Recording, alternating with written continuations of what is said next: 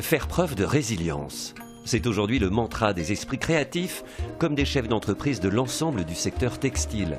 Prendre acte de cet événement traumatique qu'est la pandémie Covid-19 et parvenir à se reconstruire.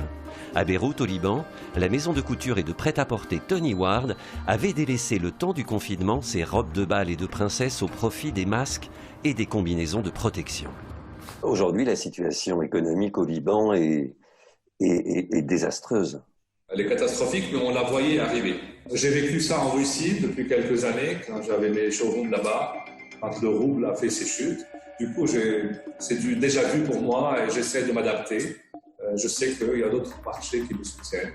En fait, on a eu notre première commande internationale depuis une semaine de la Corée, une belle commande. La Corée qui nous commande les robes de mariée, les robes de soir. Et ça veut dire que ça commence à reprendre, pourvu qu'une deuxième vague ne nous attaque pas.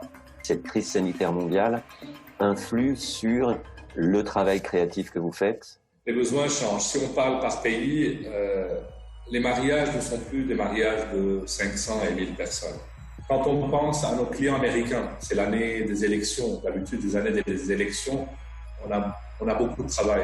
Il y a beaucoup d'argent qui circule aux États-Unis. Maintenant, tout ça, c'est différent. On se dirige vers créer peut-être des vêtements qu'elles peuvent mettre chez elles à la maison.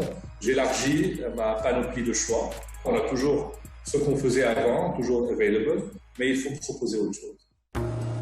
S'adapter ou succomber? Le duo qui a créé la jeune marque Atelier Bartavel s'était déjà affranchi des rythmes saisonniers intenables et de leur éternelle surproduction. Ils luttent pour réintégrer l'artisanat au sein des griffes de prêt-à-porter et sauver ainsi le patrimoine immatériel de la Méditerranée.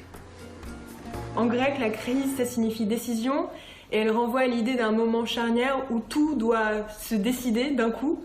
Et c'est un moment clé pour penser l'avenir, pour venir à qui nous sommes et comment nous voulons agir. Il faut continuer et renforcer nos projets. Ça a été vraiment pour nous l'état de cette réflexion.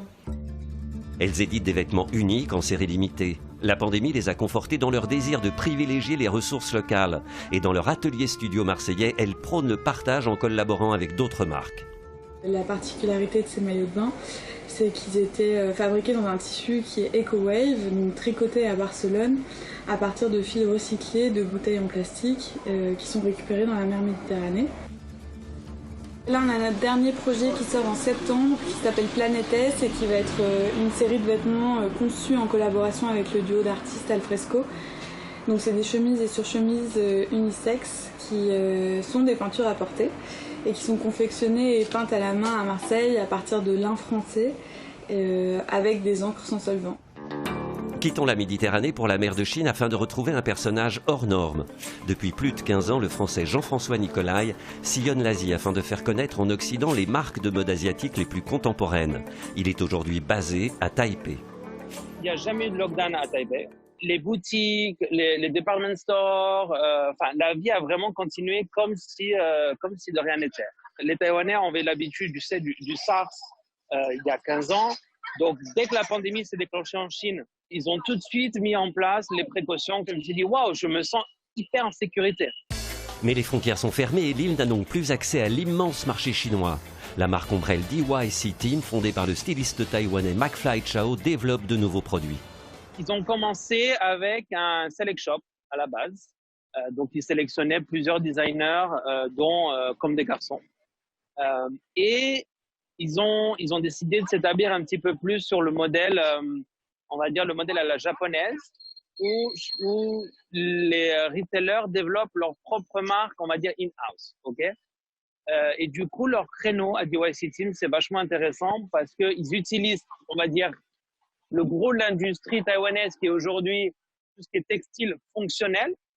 Dans ces matières fonctionnelles, on retrouve aujourd'hui une innovation assez incroyable. Comme par exemple, je sais qu'ils utilisaient de la peau d'huître qui est recyclée directement dans le textile. Donc, ce qui fait que c'était totalement waterproof et à la fois le vêtement était respirant. Seconde perle taïwanaise, Justin XX. XX étant le symbole du croisement de l'intersection. Justin recycle des marques entre elles. De griffes dans cette même basket, Converse et Nike.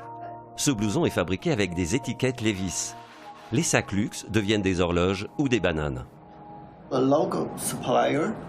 Les fournisseurs locaux, comme les fabricants de textiles, seront de plus en plus importants pour les designers locaux. Toutes les livraisons venues de Chine, d'Europe, du Japon ont été ces derniers mois reportées. Alors on a travaillé avec nos stocks. On réfléchit maintenant à comment travailler avec de nouveaux fournisseurs pour qu'ils créent de nouvelles matières. Le futur sera vraiment très intéressant. Moins globalisé, tout sera localisé et ce sera beaucoup plus intéressant pour moi. Beyrouth, Marseille, Taipei, quelques exemples parmi tant d'autres du formidable pouvoir de résilience des entreprises de mode qui, pandémie oblige, innovent sans limite. Versailles, le Louvre, le Mont-Saint-Michel. Le patrimoine français a ses stars.